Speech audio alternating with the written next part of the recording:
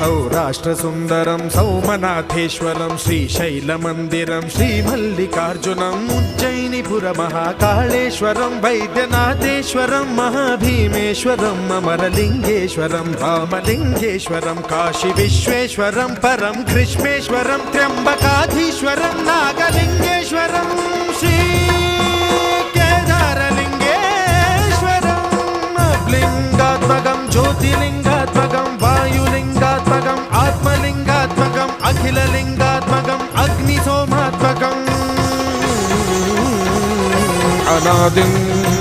अमेयम् अजेयम् अचिन्त्यम् अमोघम् अपूर्वम् अनन्तम् अखण्डम् अनादिम् अमेयम् अजेयम् अचिन्त्यम् अमोघम्